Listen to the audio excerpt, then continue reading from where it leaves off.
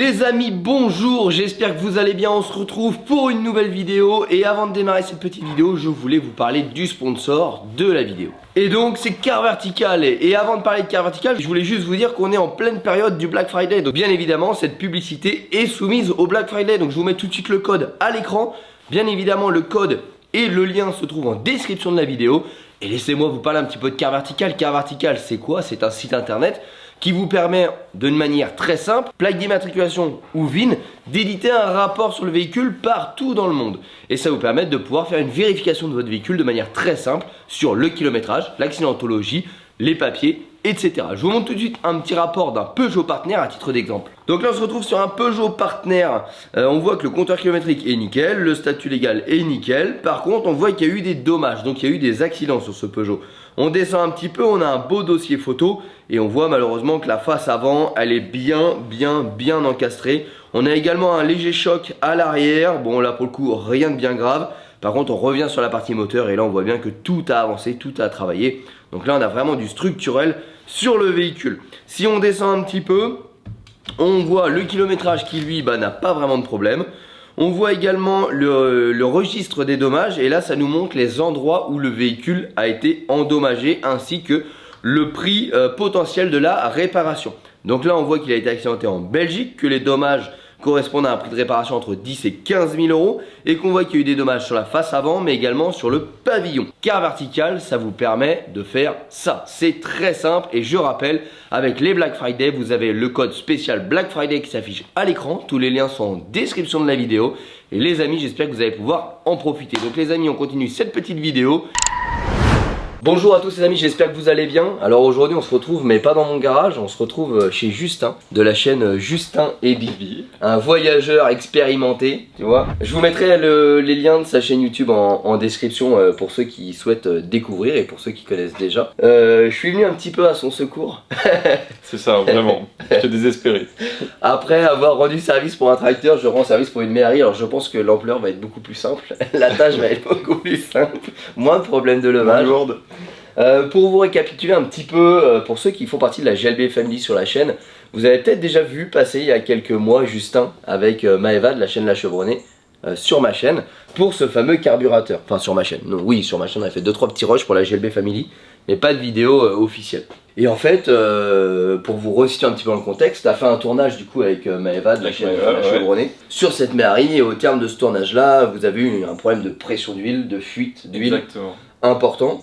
Mais on s'en est pas rendu compte directement, c'était vraiment à la fin. Et puis quand on a vu le voyant, on s'est dit bah tiens, il manque peut-être un peu d'huile dans la Méhari. On a refait les niveaux et puis on a éteint la Méhari si tu veux. Ouais. Mais c'est en faisant les niveaux qu'on s'est dit bah tiens putain le carburateur il est un peu dégueulasse. Et moi dans son jus quoi. Voilà, il avait jamais été nettoyé machin depuis la naissance de cette Méhari. Et vu qu'on était avec Maëva qui est une spécialiste Citroën, du moins passionnée et tout ça, bah, elle m'a dit bah si vous voulez les gars je vous montre comment on démonte un carburateur. Et moi ça m'intéresse. Là je suis dans la recherche d'apprentissage et en démontant le carbu on s'est dit mais oh, il est vraiment dégueulasse, ça serait bien d'avoir un bac à ultrasons. Et j'en ai pas. Et en réfléchissant je me suis dit mais attends, il y a Evan qui est pas très loin, ça serait l'occasion de te rencontrer.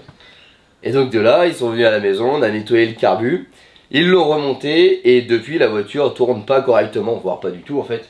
C'est ça, bah on l'a remonté avec un kit joint neuf, mais c'est moi qui ai fait le remontage et je l'ai fait du coup tout seul pour cette partie-là et non, c'est mal fait. Du coup t'as des problèmes de fuite, t'as des problèmes, elle démarre pas ou quoi, elle démarre, elle tourne trop riche. J'arrive à la démarrer, mais par contre non, c'est pas beau, le bruit je vois bien et elle veut s'éteindre au bout d'un moment. Ouais, puis elle fuit. Donc là l'objectif dans un premier temps c'est de travailler step by step. Alors dans cette vidéo, l'idée c'est aussi de pouvoir partager des connaissances avec Justin parce qu'il a un projet qui arrivera. Alors je vais pas en parler parce que je sais pas si ça va se croiser sur nos chaînes. Je veux pas spoil, mais en gros il va avoir un projet de voyage avec un véhicule léger cette fois-ci et puis un poids lourd. Et donc il aimerait acquérir des compétences en mécanique pour tout simplement se dépatouiller quand il sera emmerdé au fin fond de l'Afrique. Et donc l'idée aussi de ce partage là c'est de pouvoir lui expliquer peut-être un peu plus dans le détail que ce que je fais sur ma chaîne. Donc vous allez peut-être avoir des phases où on va couper ou à l'inverse on va vous les laisser parce que c'est intéressant. D'explication mécanique, donc en lui disant voilà cette pièce là elle sert à ça, pour ci, pour ça, pour ça. En gros l'idée c'est d'essayer de lui apporter un maximum de connaissances pour qu'il puisse comprendre le fonctionnement et après acheminer des informations. Donc ça va être très bon enfant, très didacticiel. Et puis on va espérer qu'il n'y ait rien de grave parce que le problème de pression d'huile m'inquiète un peu. C'est jamais bon d'avoir un problème de pression d'huile. Donc voilà, donc les vidéos vont se croiser. Des fois Justin va filmer parce que Justin va aussi sortir une vidéo sur sa chaîne. Donc je vous mettrai le lien également dans la description si vous voulez aller voir sa version. Et on aura un contexte, 2 vidéos et 2 points de vue différents. Le mécano et celui qui apprend, qui découvre. Exactement. Voilà. Donc on va filmer au fil de l'eau et puis on va attaquer déjà première étape, le démontage du carburateur. Alors, je fais 80% de mes réparations avec ça. Tu vas dire que tu fais 80% de tes réparations mécaniques avec un cliquet d'enfant. Non mais il est trop bien. En plus il tourne. Je doute pas qu'il soit bien mais... Comme ça. Je trouve ça trop pratique. Hein. Ouais, quand t'as pas l'accès à quelque chose... Ah oui, j'ai pas de doute, mais il va falloir que My Little Garage t'équipe. Hein. Bah du coup on va travailler avec le petit. Oh, ce manchon de merde. Ah ouais, mais j'ai l'impression d'être sur celle de mon beau-père quoi. En gros, pour t'expliquer. Déjà ça sent pas beaucoup trop l'essence là. Ouais mais regarde déjà, moi je vois une énorme fuite ici. Tu vois ça c'est quoi la fuite au niveau du joint? Ouais. Ok. Parce qu'à mon avis ton niveau de cuve il est beaucoup trop. Et du coup ça tourne trop riche. En gros, sur un moteur, tu as l'arbre à cam. L'arbre à cam te permet d'actionner l'ouverture de tes soupapes. Jusque là tu me suis? Ouais. Tes arbres à cam, selon les moteurs, on va plutôt parler de moteurs anciens ou de moteurs récents, tu vas avoir ce qu'on appelle des moteurs culbutés ou à poussoir. L'arbre à cam en tête, ça veut dire que ton arbre à cam il va être en gros sur ta culasse et il va venir être au contact d'un poussoir hydraulique. Et donc tu vas pousser le poussoir qui va pousser ta soupape. Ici sur les vieilles architectures moteurs, tu as ce qu'on appelle des moteurs culbutés. Donc l'arbre à cam n'est pas en tête, donc sur ta culasse, il est central dans le bloc moteur. Okay. Donc du coup ton arbre à cam se trouve proche de ton vilebrequin, je te schématise. Au lieu de se trouver en haut, il se trouve... Alors là on est encore sur une architecture moteur bizarre parce qu'on est sur un moteur à plat, mais bon si on le met debout ça revient au même. Et en fait du coup pour venir ouvrir tes soupapes, bah, il faut tout simplement des tiges de culbuteur pour passer de ton bas moteur à ton haut moteur. Si tu as besoin d'envoyer des tiges. Ouais. Donc c'est tes tiges qui vont venir pousser sur tes culbuteurs, et on appelle ça un moteur culbuté, justement pour ça. Et c'est par là qu'on fait le fameux réglage des joints... des culbuteurs, exactement. C'est pour mieux t'expliquer. Ça c'est des opérations que tu peux faire de manière très simple. Et pour régler les culbuteurs, c'est pareil, c'est pas compliqué. Oh ça va, il n'y a pas beaucoup d'huile. Pour régler les culbuteurs, faut juste se dire qu'il y a une position à mettre en fait. Et en fait, ton culbuteur, donc ton moteur qu'on va appeler culbuté, un culbuteur c'est ça. Ouais. C'est cette pièce là. Ta tige de soupape elle est là, tu vois, tu la vois. D'accord. Donc celle-là, elle va jusqu'à ton arbre à cam. Là aujourd'hui ton problème, c'est que ton pointeau déjà il ferme pas. Donc ta pompe, elle pousse dans ton carbu. Elle t'engendre des fuites et elle t'engendre des débordements du carbu, enfin d'essence, directement dans le cylindre. Et le pointeau, est-ce qu'on le voit là? Non, faut démonter. Et là, est-ce qu'on a des réglages, tu vois, Non, alors ça, c'est pas des réglages, c'est des gicleurs. Par contre, faut être sûr que le bon gicleur soit au bon endroit. D'accord. Donc ça, c'est ce qu'on va vérifier avec les RTA, parce que ça, c'est des trucs, ça ne s'invente pas. Très bien. Donc maintenant, on va démonter ça et je vais t'expliquer un petit peu. Attention, il y a un truc qui vient pas. Ouais, mais c'est surtout que je suis alarmé par l'état de ce truc. Oh la vache. T'as vu la quantité d'essence que t'as dedans là? Non mais... Ouais, j'ai vu comment ça baigne d'essence? Et attends, il y a des merdes en plus. Mais regarde, toute la pâte à joint. On va aspirer ça. Quand je te dis qu'on ne met jamais de pâte à joint dans un carbu, deux problèmes. Jamais de pâte à joint dans un carburateur, parce que tu peux venir boucher des orifices. Tu vois tous les petits trous que t'as, tu peux venir les boucher. Deuxième problème, ta pâte à joint elle n'était pas compatible avec les solvants. Donc du coup, ça fait une gelée. Okay. Ah non, ça fait une gelée. En fait, l'essence la bouffe. Donc à force de bouffer, bah, qu'est-ce qui va se passer? Ça va passer dans ton moteur. Donc là... On en voit d'ailleurs des résidus à l'intérieur de l'araignée. Ça s'appelle comment ça, l'espèce d'araignée? Ah puis mais même le joint il est dégueulasse. Il est... Je sais pas, il a une forme... Bah parce qu'il s'est fait bouffer à mon avis. Il est totalement bouffé par par la pâte à joint, tu vois pas. Regarde, l'épaisseur, c'est complètement collé par la pâte à joint. Ça c'était la boulette à pas faire. Regarde comment c'est tout gluant. Je peux même pas retirer. Là c'était pas prêt de fonctionner ça. Jamais. Et là tu vois, je sais pas qui t'a dit de remonter à la pâte à joint, mais là il y a big erreur. Mais Harry Club. Ah ouais non mais là.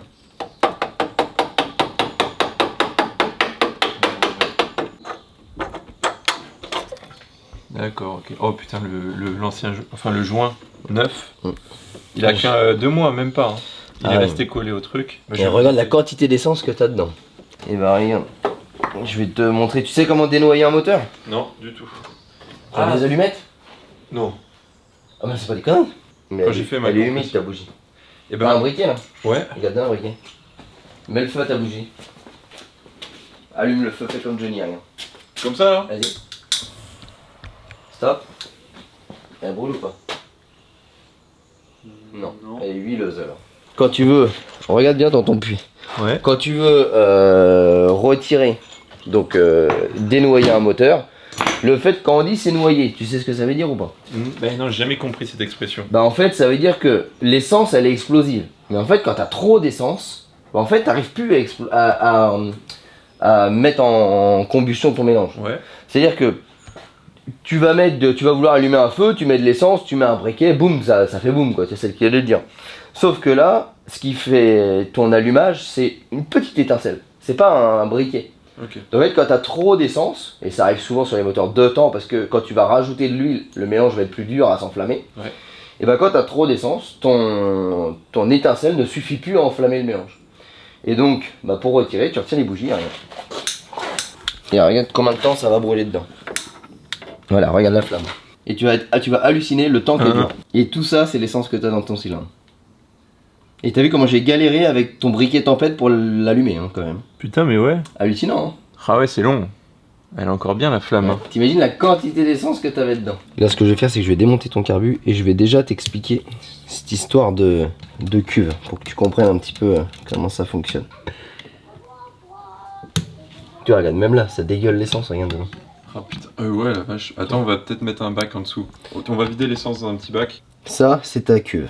Ok, donc j'ai 2 cuves. Regarde, je t'explique. Ton arrivée de carburant, elle arrive là. Ça, c'est un truc pour la vidanger. T'as la pièce que tu m'as montrée tout à l'heure en l'avant en neuf, cette pièce-là. Ouais. Ça, c'est ton pointeau. En fait, alors déjà, t'as un problème. Hein. Ton flotteur, il est totalement tordu. Regarde. Il est totalement comme ça. Regarde, lui, il touche le fond, alors que là, il touche pas le fond.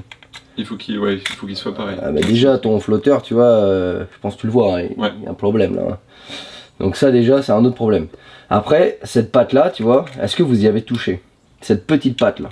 Parce qu'en fait, l'inclinaison de cette patte-là, c'est ce qui détermine. C'est aussi encore un réglage. Ok. Et en fait, donc quand ton essence, donc je te le mets schéma dans le bon sens, t'es comme ça, cuve vide. Ton essence arrive là, tu vois. Ok? Ouais. Donc elle arrive là, elle coule par là ton essence. Elle coule par le pointeau. Elle coule par le pointeau. Ton niveau monte, ton niveau monte, ton niveau monte, paf. Et là, ah, c'est comme ça que tu fais un test d'étanchéité, pointeau. exactement. Et là, tu vois, j'ai mon niveau, bah là, c'est ok. bah déjà j'ai un problème, écoute. Petite fuite. Ça fuit. Donc ça veut dire que déjà, même flotteur fermé, j'ai un problème. Ton pointeau a un petit problème. Donc déjà, tu vois, t'avais un premier problème, c'était le joint d'étanchéité de ton pointeau qui est... En fait, le pointeau n'était pas défaillant, c'était ton joint. Donc ça, là on est sur les gicleurs. C'est ça. Alors là, comme ça, je pourrais pas te dire quel gicleur correspond à quoi, parce que chaque carbu s'est positionné différemment. Là, la RTA va te dire ça c'est ton gicleur de ralenti, ça c'est ton gicleur de reprise, ça c'est ton gicleur de ceci. Là, tu peux pas, voilà, tu peux pas te tromper. Donc là, ce qui est intéressant, c'est de vérifier avec ta RTA. Tu vois, là, je vais les démonter et vérifier qu'ils sont bien tous positionnés au bon endroit. Là, en l'occurrence, non. Non. Ok.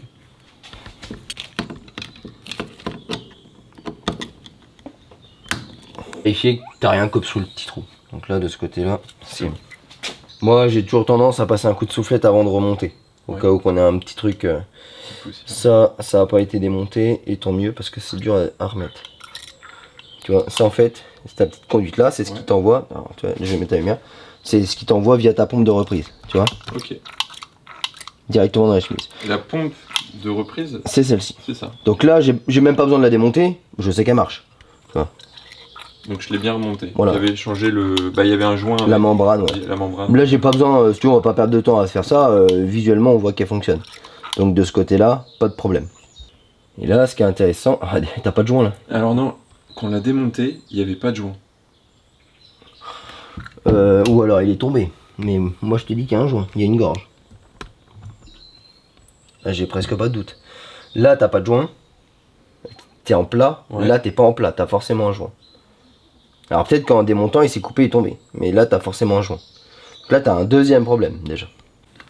Ici tu as ta vis de richesse. Là ça ne s'invente pas. Généralement tu as un réglage où tu dis tu visses à fond et tu desserres 2 tours et demi. Ok. Ça c'est un réglage qu'on va dire de base de dégrossissement pour démarrer un moteur. Après, si on fouille dans ta RTA, on va l'avoir ce truc là. Vis de richesse. Alors est-ce qu'on est sur le bon carburateur hein? Réglage du ralenti. Attends, parce qu'il y avait 2 carburateurs, là pour moi on n'est pas sur le bon. Bon, en gros on a un quatrième problème, c'est que la hauteur de cuve n'est pas bonne. Donc qu'est-ce qui se passe? On vient en butée. Donc là mon flotteur vient toucher la butée. Et je ferme pas mon pointeau. Donc qu'est-ce qui se passe? On n'arrête jamais l'essence. Donc l'essence coule en continu, déborde de la cuve et dégueule directement dans le moteur. Donc alors là on est en train de fouiller parce qu'on a différentes valeurs. En fait Merrill Club préconise 18 ou 21 de hauteur de cuve. Et sur une revue technique sur internet, ils préconisent 15. Bon, même si on se dit que c'est 15. Donc là j'ai réglé mon pied à coulisse à 15. Si on regarde, il me manque 3 mm. Donc aujourd'hui mon réglage il est à 12. Donc en fait c'est énorme. Ce qui fait qu'on devrait être ici. Et là je suis pas au contact. Donc là je viendrais bien fermer mon pointeau. Donc ça c'est un problème. Donc là pour régler cette hauteur là, on vient tout simplement tordre la petite patte qui est là. C'est très sensible, ça va très vite. Donc là je suis toujours à 15. Tu vois j'ai pas fait grand chose. Hein. J'y suis déjà presque. Il me manque un demi millimètre. Ok ouais donc ça va super vite. Donc là maintenant l'idée c'est de remonter le moteur. Enfin remonter le carburateur. Et de voir si la voiture démarre. On va pas la maintenir allumée parce que donc là on va pas pouvoir faire les réglages richesse et ralenti. Parce qu'on va avoir le problème de fuite d'huile et de pression d'huile à gérer. Donc tant qu'on n'a pas géré ce problème là, hors de question de laisser la voiture tourner. Mais moi ce que je veux c'est qu'elle démarre, qu'elle craque. Starter, on tire la poupe, ça doit y aller. Ça c'est mon objectif pour le carbu. Non, en gros là tu vois je vais te simuler déjà pour que tu comprennes et que je vérifie mon montage. J'ai ma durite de carburant, imagine-toi que c'est celle qui est reliée à ma pompe. Ouais. Ma pompe, je t'ai dit, à chaque fois que mon vilebrequin va faire un tour, elle va dégueuler. Donc c'est comme ma seringue que je vais vouloir pousser continuellement. Ok. Donc, dans un premier temps, là je vais faire l'amorçage, ce qui nous évitera de le faire avec la voiture. Donc ça évitera de faire forcer le moteur et la batterie. Là je vais remplir la cuve. Donc là ça va y aller, parce que j'ai pas atteint mon niveau. Ok. Et normalement quand j'atteins mon niveau, ça va devenir dur. Et j'aurai beau forcer, que ça ne rentrera pas. Et donc ça va être les fameux flotteurs qui vont venir bloquer le pointeau. Exactement. Est-ce qu'on voit quelque chose? Non. Non, pour l'instant, c'est passé, il n'y a pas de fuite. Donc on va reprendre.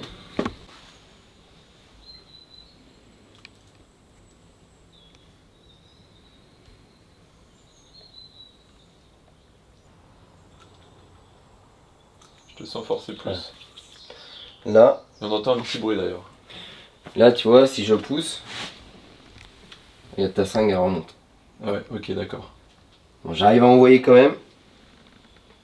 Faut peut-être pas forcer, non? On entend un bruit. Mais il fuit pas.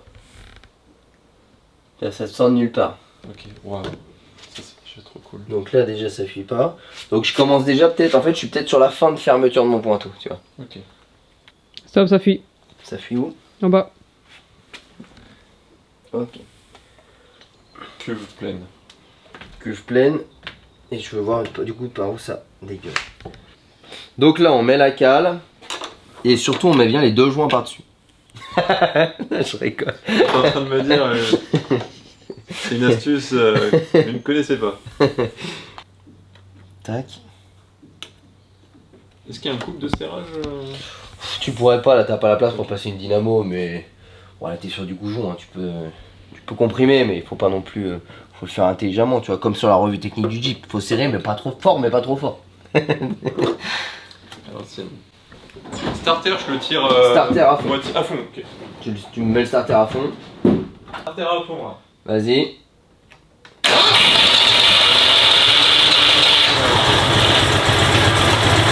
Bon, t'as durite qui fuit par contre.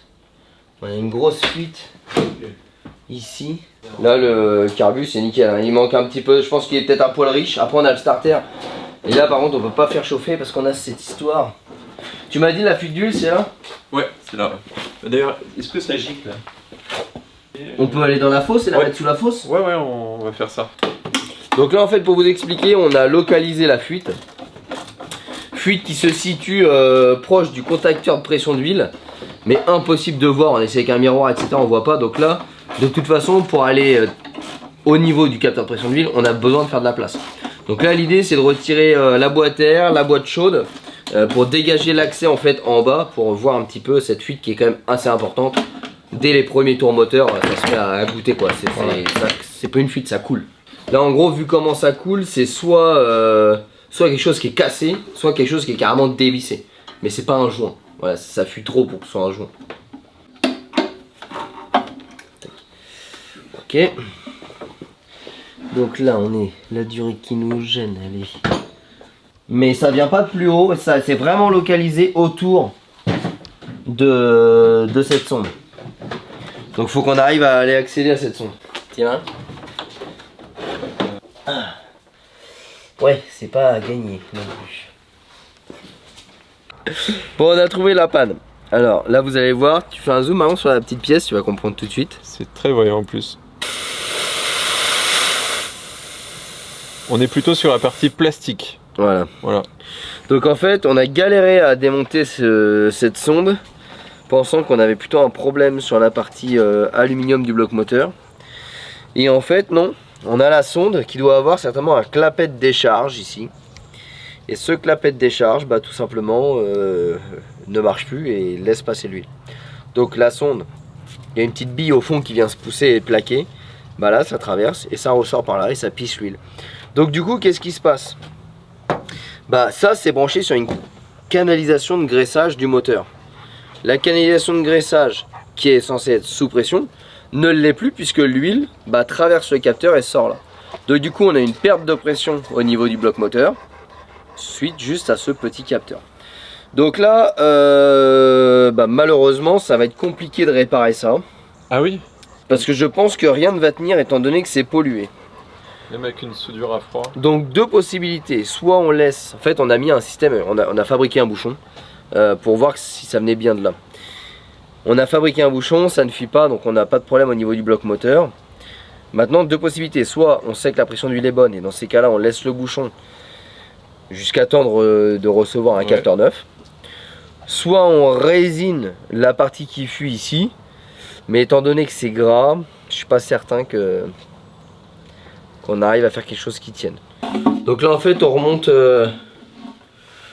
ce qu'on peut remonter globalement, tout en laissant l'accès par la suite pour le changement de la sonde. Donc en fait on va tout remonter, ce qui permet déjà de ne pas donner accès et de pouvoir régler le carburateur. Donc en fait Justin il lui restera juste le pare-choc à remettre parce qu'en fait on a besoin de cet accès là ici pour venir changer la sonde. Mais le fait de tout remettre, déjà ça lui évite du boulot. Et surtout ça nous permet de pouvoir régler le carburateur avant mon départ. Donc après il n'y aura plus qu'une sonde à remplacer. Justin il va gérer ça. Donc là c'est parti, maintenant on va s'attaquer au réglage du carbu. Donc là essaye de démarrer avec le starter. Essaye de démarrer avec le starter Justin. Ton starter il est pas à fond. Tire-le, démarre et dès qu'elle a démarré tu le relâches. Et en fait il se met dans une position. Ok.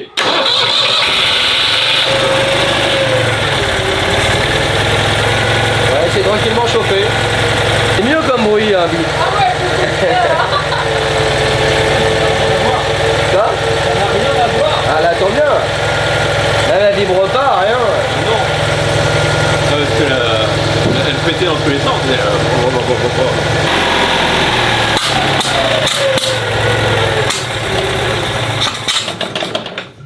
Alors, j'ai pas eu le temps de voir d'où elle venait. Tu vois, c'est ma pompe de reprise qui dégueule trop. Ta pompe de reprise qui dégueule. Quand j'accélère, la reprise, ouais. Elle met et pouf pouf, il y a trop. D'accord. Donc redémarre, vas-y.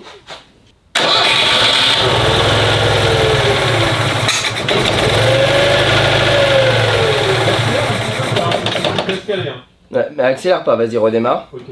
Faut qu'on joue avec le ralenti, tout ça. Là, il faut tout reprendre. Ah oui, mais regarde, regarde ce qu'on a comme problème. Ah, attends. Exactement ce que je t'ai dit tout à l'heure. Qu'allait se passer, regarde. Coincé? Et regarde du coup notre vis, regarde en l'état notre vis de réglage, elle est pas bonne. Alors attends, oui, il est coincé là, c'est ça? Tu vois? Putain, mais là il est bien. Attends comme ça.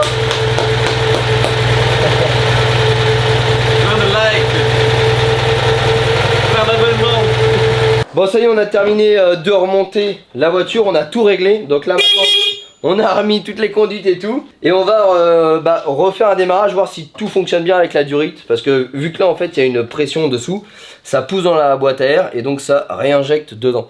Donc ça peut modifier le flux d'air et donc modifier un peu les réglages. Donc là on va terminer de peaufiner ou alors ça se trouve il n'y aura rien à faire. Donc let's go.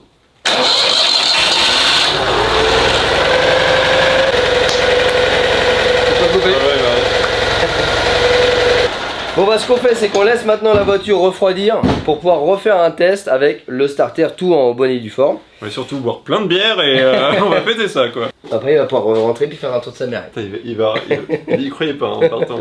Si je pense qu'il croyait parce que tu venais mais il va être content tu vois. Quand une voiture ne tourne plus après un certain temps, tu commences à t'y habituer, ça c'est pas bon. Ouais. Je pense qu'il faut y aller direct. Faut appeler GLB quoi. Et ta chaîne va devenir le sauveur des gens coincés. Après le tracteur, la mairie, le prochain je sais pas ce que c'est. Bon les amis on se retrouve, donc là ça fait à peu près combien, 1h30, 2h qu'on a pas... Je sais pas trop, Yann, je sais pas trop, fêtez ça. Non on a bu qu'une bière, on rajoute pas juste. Là l'idée c'est de refaire un démarrage donc à froid, voir comment elle se comporte pendant le temps de chauffe. Et après on va aller faire un petit essai, alors routier tout est relatif parce qu'il n'y a pas de pare-choc. Mais Justin il a des terrains etc. Donc l'idée c'est de voir en roulant si elle se comporte correctement, qu'elle reprend bien son régime etc. Pour tout simplement clôturer cette petite réparation. Exactement. Et c'est sans starter, tiens vas-y essaye sans starter maintenant qu'elle est réglée.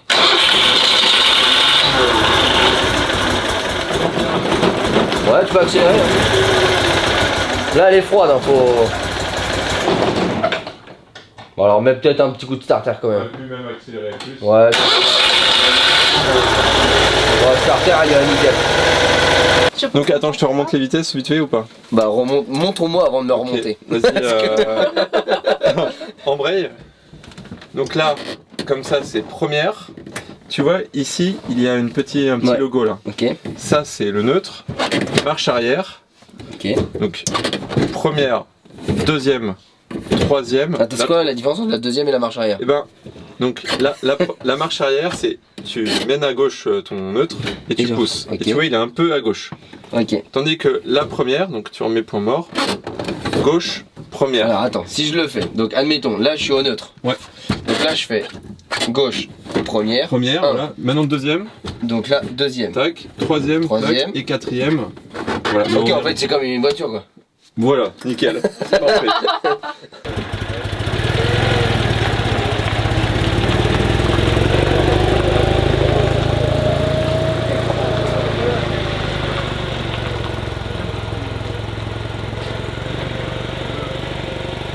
Ceinture, mets ta ceinture.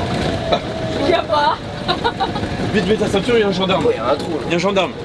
Alors, deuxième là.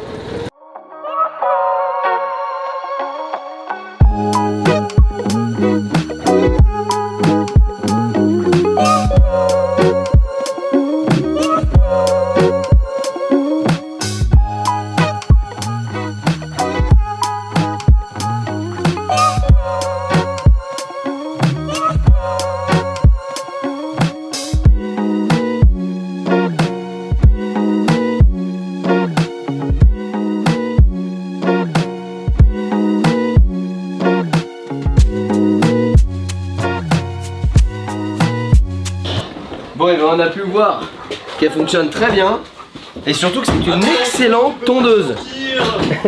Tu peux pas. On a tondu l'herbe grâce à ce ventilateur direct et on a même des moustiques, des sauterelles, je sais pas quoi. Ouais, je sais pas, un mix de tout. On va pouvoir faire des brochettes thaïlandaises. Bon bah en tout cas les amis, j'espère que cette petite vidéo avec Justin vous a plu. Bien évidemment je vous mettrai en description de la vidéo la chaîne de Justin. Et puis Justin, bah écoute, j'espère que ça fera plaisir à ton papa de retrouver sa voiture. C'est dommage qu'il se voit pas là. Tu on aurait pu lui bander les yeux, lui démarrer la voiture. Ah, il va être trop heureux. Il te restera du coup à changer la sonde par une neuve et remettre le pare-choc. Donc là on a pas remis le pare-choc pour vraiment garder la facilité d'accès pour changer la sonde. La sonde, il va la recevoir la semaine prochaine, donc ça sert à rien de tout remonter pour tout redémonter dans une semaine. La voiture, elle va pas rouler, mais en tout cas, elle est réglée, elle fonctionne impeccable. Donc Justin, et merci en tout cas pour ton accueil. Non, Et puis, c'est moi qui te remercie. Tu peux pas dire ça. Le stress que c'était cette voiture-là, de se sentir impuissant, c'est horrible. Et non, ton accompagnement entre le diagnostic et aujourd'hui la préparation, je suis trop heureux. Donc, il y avait pas mal de petites choses à revoir, mais au moins c'est fait. mettez un max de likes pour Evan et Marion qui filment parce que vraiment ce sont des gens extraordinaires et on est content de je vous te rends avoir l'appareil. Et bon, en tout cas les amis, un grand merci à tous. N'hésitez pas à nous rejoindre sur les réseaux sociaux, Facebook, Instagram, TikTok. Tous les liens sont en description de la vidéo. Je vous mettrai également les liens pour Justin et Bi. Et en attendant, n'hésitez pas à vous abonner, à mettre la petite cloche et on se retrouve très prochainement dans de nouvelles aventures. Ciao.